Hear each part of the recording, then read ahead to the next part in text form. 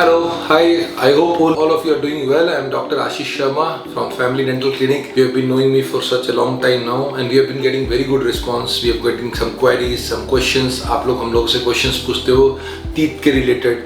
तो आज हम एक नया topic discuss करने वाले हैं. Topic in the sense कि it's going to be a session where the parents ask questions to me. I am Dr. Ashish Sharma, and I have been having the privilege to treat many number of patients, both adults and kids in our clinic at Family Dental Clinic. And we get many kind of cases which are simple, which are complex, which are for adults, which are for kids. And luckily we are blessed that we have got a very good team. They are working together. We have a specialist for root canals who does root canals. We have a specialist for implants who places implants. I am a specialist for kids. So this is the way we have been doing a lot of treatment for many of the patients over the last 10 years, and it is a blessing that we have been treating many patients for be it be kids, be it be adults, smile designing, braces, implants, smile makeover. Today's session is about the commonly asked question that सब parents हम लोगों से पूछते हैं. Basically kids के साथ आते हैं पेरेंट्स, वो हम लोगों से क्वेश्चंस पूछते हैं कि मेरे से in particular as a paediatric dentist उनका एक क्वेश्चंस होता है जो हमसे पूछते हैं कि हम लोगों को अपने बच्चों के दांतों के क्या क्या करना चाहिए, और बहुत सारे क्वेश्चंस हैं. उन सब क्वेश्चंस पे आज हम लोग फोकस करेंगे. सो एक सबसे कॉमन क्वेश्चन जो मेरे से पूछा जाता है, कोई भी पेरेंट जो नए पेरेंट्स बनते हैं, सबसे पहले अपने बच्चे को डेंटिस्ट के पास कब लेके जाएं. तो इसका जवाब ये है कि प्राइमरी टीथ जो मिल्क टीथ होता है, दे आर वेरी इंपॉर्टेंट.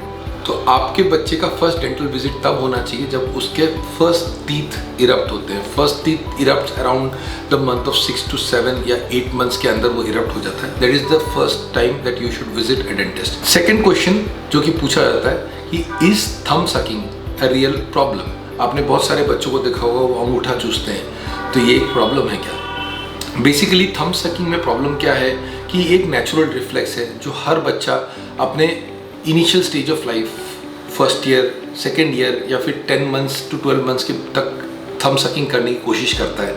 एक नेचुरल फिनोमिनन है जो कि since the child is inside the mother's womb तब से वो ये चीज़ करता है. उसको एक फील ऑफ न्यूट्रिशन आता है. तो thumb sucking is a problem, is a thing in the later stage when it is continued. So we have to discontinue the habit.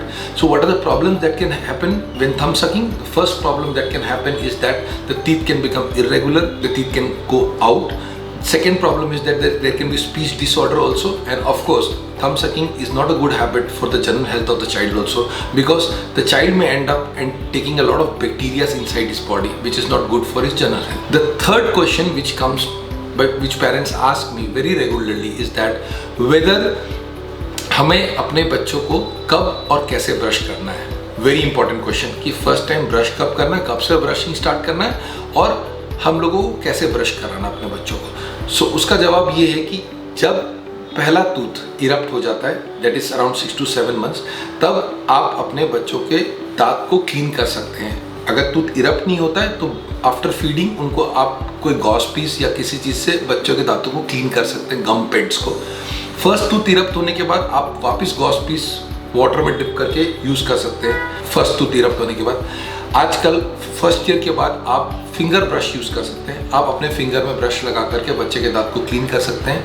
You can use 2 types of toothpaste, one is fluoridated and one is non fluoridated. इसके बारे में मैं आपको detail में नहीं बता सकता हूँ. इसके लिए आपको डेंटिस्ट के पास विजिट करना पड़ेगा या फिर किसी पीडियाट्रिक डेंटिस्ट के पास, और वो आपको बताएंगे कि आपको फ्लोरिडेटेड टूथपेस्ट यूज़ करना है कि नॉन फ्लोरिडेटेड टूथपेस्ट यूज़ करना है, क्योंकि वो डिपेंड करता है आपके रीजन के ऊपर, आपके एरिया के ऊपर, आपके वाटर फ्लोराइड कंटेंट के ऊपर. फिर आपने जब ये करा, उसके बाद 2 इयर्स के बाद में आप अपने बच्चे को रेगुलर नॉर्मल जो ब्रश करते हैं वही करा सकते हैं. ब्रशिंग करने के लिए सबसे इम्पॉर्टेंट चीज़ है कि आप उसे सुपरवाइज करिए. आप उस जगह रहिए और उसे सुपरवाइज करिए. You should supervise your kid for brushing initially. Second thing, make it more playful, because brushing itself is a kind of a boring thing. So you can buy some good colorful brush. You can buy brush which in which the music also comes out nowadays. There are power toothbrush which comes out. Beautiful themed toothbrush which are available in the market. So this is the way you can let your child brush. So the last question, there are many questions which are asked, but one of the important question which we will cover up is that when parents come and ask कि milk teeth है, does it really matters, कि इस milk teeth का कोई importance है कि नहीं है.